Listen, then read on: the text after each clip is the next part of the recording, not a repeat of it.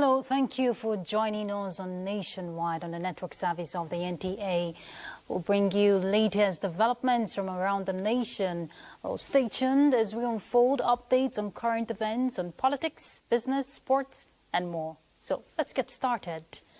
The House of Representatives has asked the Federal Character Commission to lead by example in enforcing constitutional provisions requiring equitable distribution of all cadre of posts in the public service of the Federation. Chairman House Committee on Federal Character, Idris Wasi, stated this while frowning at perceived disparity in the distribution of directors of the Commission at its headquarters and across the 6 geopolitical zones. The House Committee invited the management of the Commission for an interactive session to clear the air over observed contravention of federal character principles in some agencies of government. So some have retired? No, it's not about some. Are you obeying for the character? I'm aware that just a couple of months ago, few retired, and I'm also aware that next month, which is month of September, by the middle of September, 1 or 2 will retire. So, yes, we know we have to do this equitable distribution. Equitable distribution is also different from equal distribution, because we have to make that clear also. It doesn't mean that... I disagree with you. Northwest had what number? Directors. Northwest, he told me 4. North Central, no, more than 4. Thank you. North Central, 1. Southwest, 0. Why should it be so? Why should it be so? Whether in their promotion and whatever, the Constitution is very, very clear as to what they are supposed to do. And so you are the first line as far as I'm concerned. Character Commission acknowledged funding constraints in carrying out its constitutional responsibilities of monitoring equitable distribution of positions across more than 700 ministries, departments and agencies of government, as well as maintaining its various offices and states of the Federation. Turning to other issues, Minister of State Industry, Senator John Eno, says the federal government is partnering the private sector to ensure the revival of Nigeria's textile and garment industries to see it become a reality soon. Well, this was when the minister visited textile industry in Kaduna to assess level of intervention. Benny Adams reports. Nigeria's push for textile revival is gaining momentum. This is following the National Economic Council approval for the establishment of a cotton, textile and garment development board to reposition the industry. The sector is projected to generate up to $90 billion in economic value by 2035. This time, the attention is on textiles in Kaduna, where the minister visited the collapsed and the barely surviving to ensure the sector thrives. A lot is already going on in these different areas. I mean, the Ministry of Agric, whose direct responsibilities on cotton. In terms of cotton, and the idea is to also look at, what are the mechanized forms of trying to scale up this. This sector is not just about cotton anymore. It's also about, the polyester and other combinations. And now we believe that it's time for us to now go back and look at how we can continue to help that sector because the opportunities are there. Stakeholders here say through commitment requires more than just political will, but demands consistent action, resource allocation, and a willingness to tackle long-standing issues around power supply, smuggling, and access to finance. And for the operators, a sustained commitment means not only reviving old factories, but also ensuring that a Made in Nigeria label becomes a mark of quality and reliability. In Abuja, Benny Adams, NTA News. In a bold push to strengthen Nigeria's medical independence, the federal government has unveiled fresh plans to boost local vaccine and drug development with a renewed focus on tackling tropical diseases. Fatima Sanusi Karai reports that the move is part of national strategy to reduce dependence on foreign pharmaceuticals and advance homegrown solutions. Nigeria's drive to boost local vaccine and drug development is gradually gathering momentum as authorities are giving priority to local research to achieve the set objectives. One of the research centers being used is the Kano State Independent Research Trust Center in Kwanar Dawaki. The focus of this government is to facilitate state-of-the-art research that will solve current problems in the country, and that will yield result output that can be translated to product in this country. And I see the prospect of this collaboration yielding this result. The first layer is we make sure that we get the best brains from the surrounding universities who have very good research agenda to come and do their research here. The center is said to have been supporting advanced studies, including the use of fingerprint patterns to detect breast cancer in women and the development of a vaccine aimed at reducing the risk of stillbirth. In Kano, Fatima Sanusi Karai, NTA News. The Nigeria Civil Aviation Authority has suspended the licenses of Captain Oluranti Ogovi and First Officer Ivan Oloba following a report of serious breach of aviation safety protocols at the Nnamdi Azikiwe International Airport, Abuja, on August 5th, 2025. A preliminary investigation revealed that the pilot initiated departure procedures without adhering to mandatory pre-departure clearance protocols, endangering ground personnel and airport users. NACA says the suspension will remain in effect pending the outcome of a comprehensive investigation into the incident. In other news, let's inform you that President Bola Tinubu has directed the expedited rollout of free health care for low-income retirees under the contributory pension scheme, emphasizing its importance for social protection and dignity in retirement. He also mandated the prompt implementation of pension increase and a minimum pension guarantee to provide a safety net for vulnerable pensioners. Additionally, President Tinubu instructed the National Pension Commission, PENCOM, to urgently resolve the long-standing police pension issue, ensuring that police personnel can retire with dignity. The President supports pension reforms, including foreign currency contributions for Nigerians in the diaspora, to enhance retiree welfare and expand the pension scheme's reach. President Bola Tinubu congratulates 3 Nigerian students, Nafisa Abdullahi Aminu, Rukaya Muhammad Fema, and Hadiza Kashim Kali, on their outstanding achievement at the 2025 Teen Eagle Global Competition in London. The students excelled in English language communication skills and debate, with Nafisa named overall best in English language skills, Rukaya emerging as the overall best in debate, and Hadiza winning the Outstanding Talent Award, that is gold medal. The President commends these exceptional young Nigerians for their feat, affirming that their achievement brightens Nigeria's future. He also praises the quality of Nigeria's education system, which nurtures talented individuals. President Tinubu encourages the students to remain dedicated to their studies, wishing them continued success. He reaffirms his administration's commitment to education, highlighting investments in the sector and initiatives like the Nigerian Education Loan Fund to support indigent students. All right, the President, talking about President Bola Ahmed Tinubu, mourns the passing of Dr. Doyinsola Hamidat Abiola, describing her as an Amazon and icon in Nigerian journalism who left an indelible mark on the industry. With a career spanning decades, she broke gender barriers, becoming the first woman to edit a national newspaper and the first female managing director of a daily newspaper. In a statement, the President says Dr. Doyinsola Abiola's contributions to journalism, gender equity and democracy are immeasurable. As a pioneer editor of National Concord and later managing director and editor-in-chief, she sets new standards for people-focused reporting.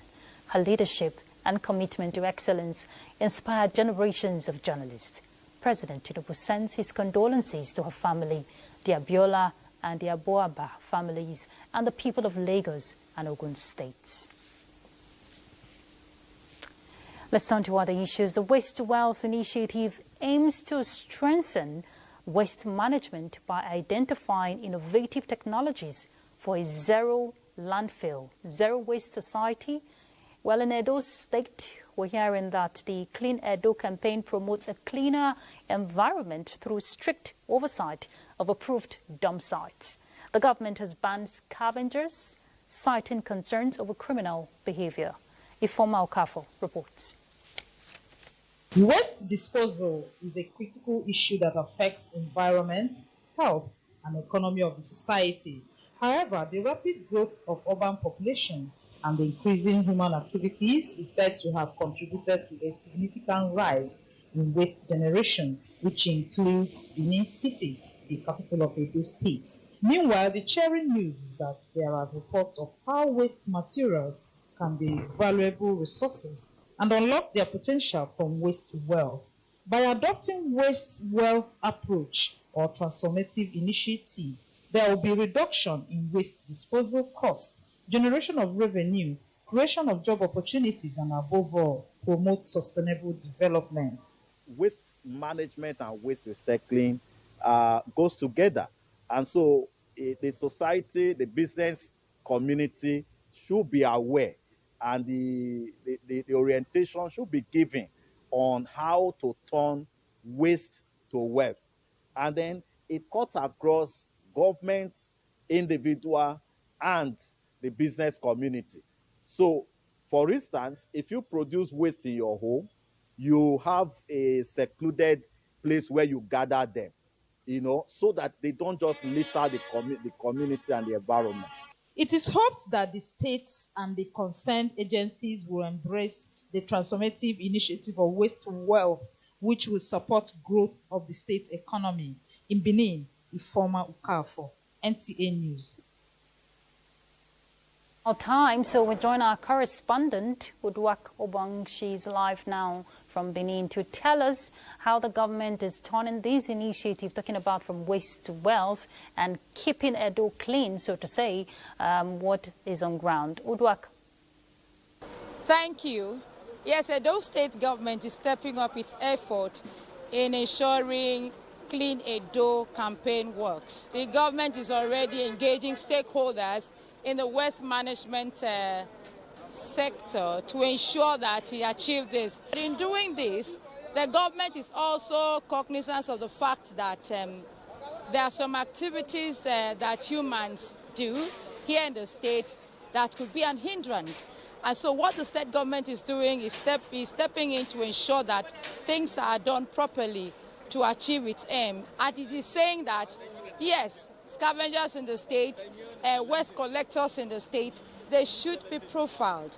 And when they are profiled, this will help the government to know who is doing what. And government is also saying that people should avoid using this dwarf pit kind of walls to dump their refuse, which is a practice here in Benin. They want people to have their disposal bins whereby they can drop their refuse, and this will help collectors to come around and collect this refuse. And at the end of the day, government wants to achieve a clean Edo state.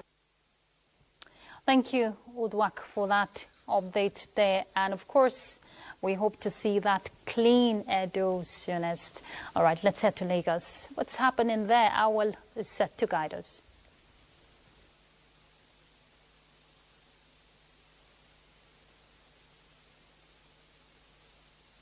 Thank you, Ruth, and welcome to Lagos.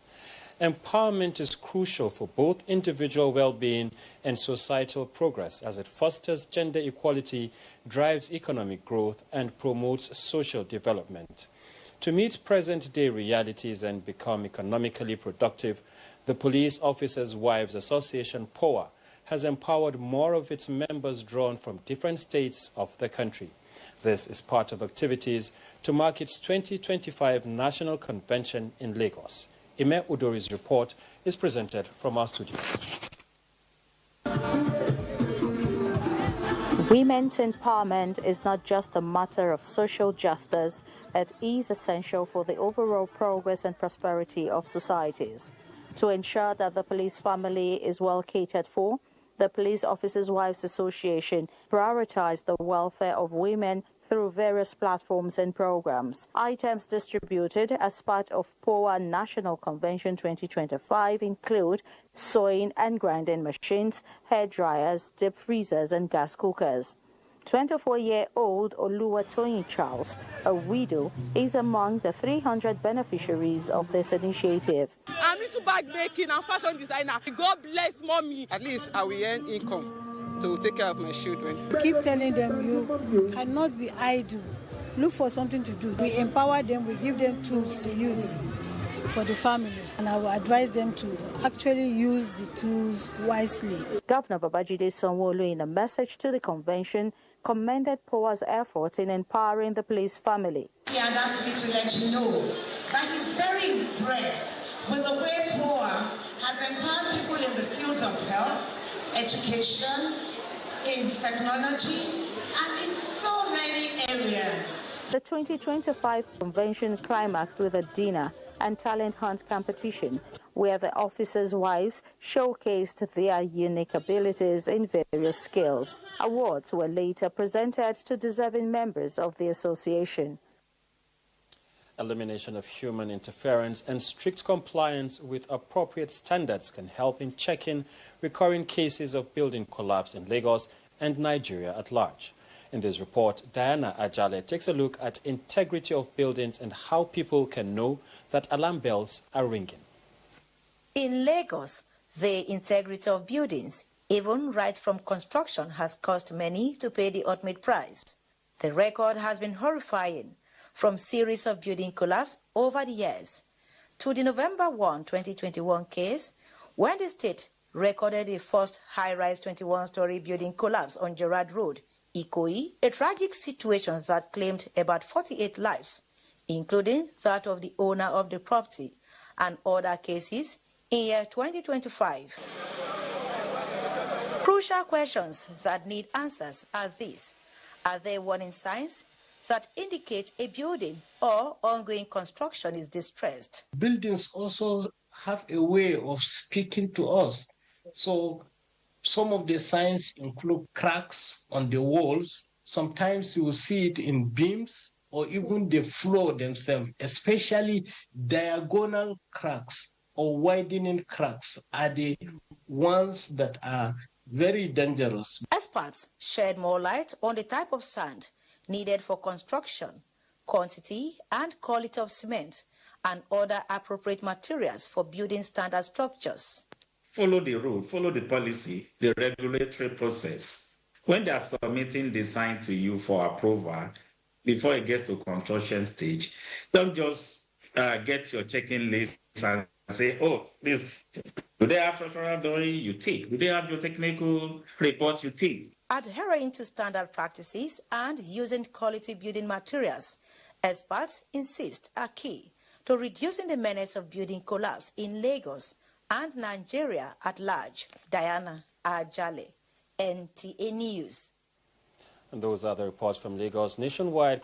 Thank you for staying with us. Jigawa State Government is strengthening its partnership with spouses of local government chairmen and APC women leaders to enhance governance in the state. This was the focus of a two-day orientation program organized by the First Lady Hadiza Umar Namadi. Mohammed Musa Skira reports. The spouses of the 27 local government chairmen of Jigawa State alongside APC women leaders sitting under one roof, brought together by the First Lady of Jigawa State to identify hindrances and find ways of addressing those challenges for sustainable development in the state. The Jigawa State First Lady Hadiza Umar Namadi and the resource person both agreed that complementary role of the spouses of local government chairmen and the women leaders is key to bridging the gap between government and the people. Positive relationship or leadership start from your own personal house. So they are there to help their husbands to carry out their duty, and they have to start it from their own personal houses. To help us in supporting our husbands in order to have a good governance. The orientation rounded up with a promise for a synergy that will bring citizens closer to government. Muhammad Musa Askira, NTA News. Right, let's get to Lagos. You know, it's a coastal city, and there's been talks of, people in certain areas at Jegunle, Okorodu, and, the likes to move to safe locations. So we join our correspondent now, Joel Popoala, to give us an update, current update, so to say, for the flood situation, not to disrupt businesses and, of course, homes. But let's hear from Joel, who is on ground. Joel? Thank you, Ruth. Indeed, here in Lagos, the commercial nerve center, one of the coastal states, the rain has been a thorn in the flesh for many residents of Ikorodu and Lekki, especially the areas like Agungi. Here in Ikorodu, since Monday, the resident of the area has been at the mercy of the rain. And indeed, several areas, several houses have been devastated, fences broken due to the incessant rain that has not stopped. Many of them, whenever it rains, they usually have this palpable fear, the fear of the unknown, what will happen to them. And indeed, as I am speaking with you now, I am right inside the rain. It is drizzling, and residents are already having that anxiety of a repeat, a reoccurrence of what happened on Monday. On Monday, many of them were trapped in their various houses, and it took emergency response for them to be rescued out of the devastating effect of the flood. So many aged people in their 60s, 70s, children were trapped. They couldn't go to school. And even now, 2 days after that heavy downpour, we can still see the impacts of the rain. And residents now are resorting to self-help to clear their drains. And that is what you can see right behind me here. They are clearing the drain to ensure that the water, like they say, will always find its way, so that it will find its way through this route and not to their rooms, as it were. Joel, I'm just, curious, from your interaction with some of these residents in those floods areas, are they willing to relocate? Because some of them, it is inevitable, despite their own personal intervention we're seeing.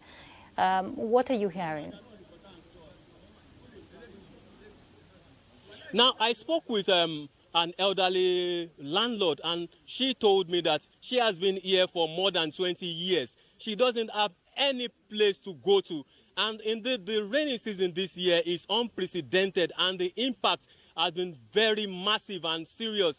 It has been devastating, really, if one look around here and see what is happening here. So most of them are not willing to relocate. They are only appealing to government to do the needful by probably expanding the drain and rechanneling the flood.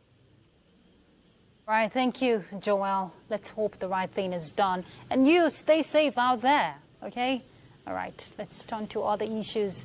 One of the ambitious drives of this administration is to achieve an open defecation-free status by 2030. Well, to meet this target, the Minister of Water Resources and Sanitation, Professor Joseph Utsev, led a delegation on an advocacy visit to the office of the head of the service of the Federation to solicit support in promoting the Clean Nigeria campaign, Use the Toilet. Usman Zubairu reports. Of open defecation around Area 1 exit of the Federal Capital Territory. Only 148 local government areas have been declared open defecation free. This visit by the Minister of Water Resources and Sanitation signifies a move to strengthen collaboration and skill support from the head of service of the Federation for the campaign initiatives. Is by using your platform to sensitize the entire workforce about the Clean Nigeria campaign, emphasizing personal responsibility and collective action. Responding head of service of the Federation commended the ministry for the success recorded in the Clean Nigeria campaign, assuring of her support for Nigeria to achieve open defecation free status by 2030. I wish to let you know that we have been doing this, but now that you have made it a specific request, we will go back, we will review what we have, and working with your permanent secretary, with my own permanent secretary, they would come up with an assessment criteria that would speak to the issues of the open defecation campaign. The Clean Nigeria campaign, which was launched in 2019 and designed to tackle waterborne diseases and access to sanitation facilities for all Nigerians. Usman Zubair, NTA News. All right, let's find out what's happening in Sokoto, and Sadia is set for us. Hello, Sadia. Find out what's happening in Sokoto, and Sadia. In ensuring a healthy and prosperous nation and addressing medical tourism that has over the years become common practice among the citizens. The Sultan of Sokoto and President General Supreme Council for Islamic Affairs, Muhammad Saad Abubakar, made the assertion while receiving at his palace the leadership of the National Postgraduate Medical College of Nigeria ahead of their 19th Annual Scientific Conference and All Fellows Congress. Abdullahi Umar Ilalu reports. The National Postgraduate Medical College of Nigeria remains the country's foremost institution for postgraduate medical training and continues to play a vital role in strengthening healthcare delivery nationwide. Receiving a delegation from the college, the Sultan of Sokoto, Muhammad Saad Abubakar, commended the institution for its immense contributions to Nigeria's medical education and public health system. The Sultan thanked the college for choosing Sokoto as the host of its 19th Annual Scientific Conference and All Fellows Congress, describing the choice as a recognition of the state's growing significance in national development. To support this college to rise up to the highest standard of specialty and professionalism in this country and beyond, we will do so. Speaking during the homage, the president of the college, Professor Peter Ebegbe, said the annual conference brings together top medical professionals to exchange ideas, share research, and strengthen specialized medical practice across Nigeria. He reaffirmed the college's commitment to making Nigeria a safe haven for medical tourism. From Sokoto, Abdullah Omar Ilalu, NTA News. The Nigeria Forest Security Services reaffirms commitment to complement effort of conventional security agencies in securing the country from banditry, insurgency, and other forms of criminality. This came to the fore during the passing out parade of a 5-day zonal training for personnel of the service from Sokoto, Kebbi, and Zamfara states held in Sokoto. Bashir Ibrahim Nababa completes the report. 300 out of more than 6,000 personnel successfully passed out after undergoing the 5-day training. Drawn from Sokoto, Kebbi, and Zamfara State, that training equipped the participants with operational guidelines and ethics in line with global best practices. So our main focus is to cure the forest and the people's lives and the property. I expect them to exercise what they have been taught in the training for 5 days, so that they will be the good ambassadors of this organization. The event featured a colorful passing out parade. A bill establishing the Nigerian Hunters and Forest Security Services has scaled all the necessary legislative procedures at the National Assembly and now awaits the presidential assent to legally operate across the 36 states of the Federation and the FCT Abuja. From Sokoto, Bashir Ibrahim Nababa, NTA News. And those are the news update from here. More news in Ibadan, that will be right after this break. Welcome to Ibadan. The Independent National Electoral Commission, INEC, has called on traditional rulers in Osun State to sensitize their subjects on the importance of participating in the upcoming continuous voter registration exercise. INEC resident electoral commissioner in Osun State, Mutiu Agboke, made the appeal during an advocacy visit to the Orogun of Ila, Oba Abdulwahab Oyedotun, at his palace in Ila local government area. Femi Afariogun reports. Osun State, Mutiu Agboke visited the Orogun of Ila, Oba Abdulwahab Oyedotun, to seek his support in mobilizing residents for the forthcoming continual apologize for that mix-up there. We'll pick up from here. Re-electing President Bola Ahmed Tinubu is the best option for Nigeria to continue on the track of progress. Well, these were the words of a coalition of grassroots politicians from Zamfara State who converged on Kaduna State to endorse the president for another term in office. Mohammed Umar Ajingi reports. This coalition of grassroots politicians from Zamfara State under the leadership of Aminu Sani Jaji, they converge here to endorse President Bola Ahmed Tinubu for a second time in office.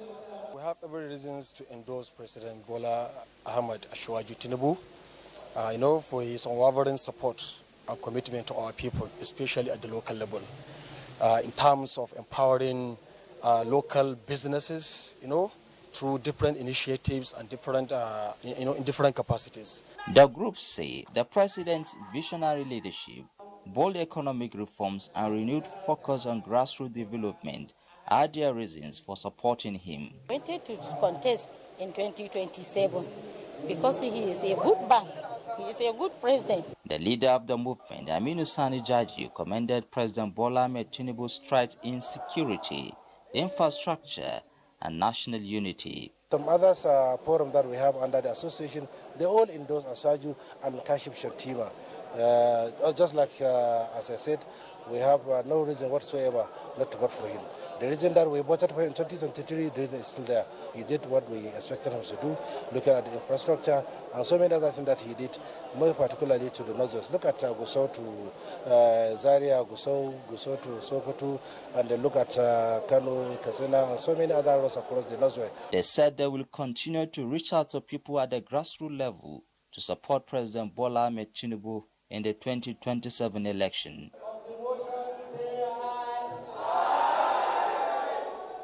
In Kaduna, I am Muhammad Umar Ajingi, NTA News.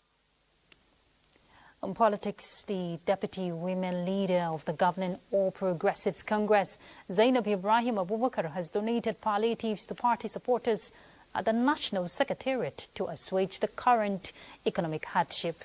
The palliatives were distributed soon after a successful testing and screening of scores of persons on diabetes and high blood pressure, including free medical consultancy by a team of physicians. Is that WHO has a standard of 120 because high blood pressure are not common in children, but disease condition can cause, which can be managed while you're in the hospital. Very well. We are going to sustain this by the grace of God because we have to fly the flag of the renewed hope agenda of Mr. President. Because health is life. If you don't know your health status, that is why we keep hearing, issues about sudden death and all that. Not only your blood pressure, not only your sugar level, your heart. They will test your kidney, your heart rate.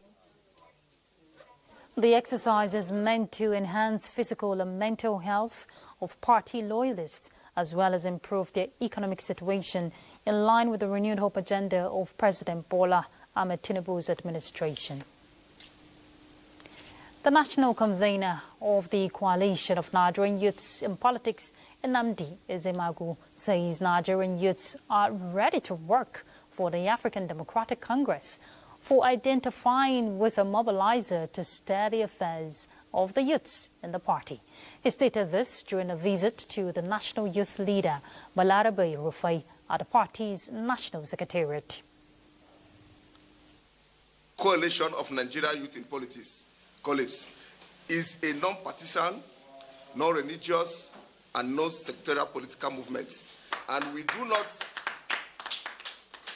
not intend to root for or take side with any political divide. It will be a partnership relationship and relationship of mutual benefit across the board. Days of use and dub are over. Balarabe Rufai, who has served in various capacities within established youth structures, including youth and student movement, says no youth will be left behind in building a better Nigeria. Not business, but a service. And it has to start with the youth wing. And this is what we are here to do. So when it comes to elective and appointed positions in ADC, 40% is reserved for sure, and we are going to fight for it. Thank you. The national youth leader of the opposition party tasked youths to be strong and formidable ahead of a new dawn that is full of opportunities for them. It is said that a happy workforce guarantees productivity. True. This is the message of the chairman, Radio, Television, Theatre and Arts Workers Union of Nigeria, RATAU, Prince Emeka Kalu, to some media establishments in the Federal Capital Territory on his familiarization visit. Deborah Balagbogo reports that the visit was to create a close working synergy between members and organizations. Journey to the three media outfits, Federal Radio Corporation of Nigeria, Voice of Nigeria, and DAR Communications, were that of building a responsible and constructive engagement that protects workers' rights. Heads of organization congratulated RATAU's new leadership with an assurance to them to strengthen ties with the union to achieve operational excellence. So we will do everything possible within our means and our capacity for RATAU to thrive. So your mandate is not just merely to agitate, but to elevate the quality of staff engagement, which you are doing now. If there's anyone who has the capacity to lead in this time, we have full and utmost confidence in your capacity to lead. We've been happy people, and together, when we come together as an unbreakable bunch of broom, as an indivisible entity, the union that makes us strong will achieve great feats and height. He views his victory as a boost for professionalism, youth representation, and progressive leadership within the union. In Abuja, Deborah Balagubo, NTA News. Deficit in drafting expertise has in many instances led to vague, inconsistent and legally defective regulations that needs urgent action to avoid litigations and administrative bottlenecks in governance. This was the thrust of a three-day capacity building workshop on drafting subsidiary legislation for legal officers of the armed forces and other law enforcement agencies in the country, organized by the National Institute for Legislative and Democratic Studies. Mohammed Rabiu Ali reports. In any constitutional democracy, the rule of law is the bedrock of governance, security, and social order, while legislation outlines far-reaching policy framework and legal mandates. This training for legal officers of the armed forces seeks to provide a technical know-how on subsidiary legislation that will assist in shaping the policies of governance, providing the clarity and mechanisms required for practical enforcement and operational efficiency. Mastery in the drafting of subsidiary legislation is indispensable. It is essential not only for ensuring compliance with constitutional and statutory provision, but also for safeguarding institutional integrity, enhancing operational coherence, and avoiding legal ambiguities that could compromise justice or public confidence. This training, I believe, is very important because we are among the people that will be drafting the legislation and regulation notices and other things. So definitely this training came at the right time. Attending this will also add to my skills of what I've already learned before. Participants are expected at the end of the training to go back stronger as legal drafters, enhance capacity to translate policy into action. Muhammad Rabiu Ali, NTA News. All right, let's return to Ibadan to join Kemi. She's set for us now. Hello, Kemi. Thank you, Ruth, and welcome again to Ibadan. We now take you back to the report on INEC's advocates' visit to the Orogun of Ila. The resident electoral commissioner in Osun State, Mutiu Agboke, visited the Orogun of Ila, Oba Abdul Wahab Oyedokun, to seek his support in mobilizing residents for the forthcoming continuous voter registration CVR exercise.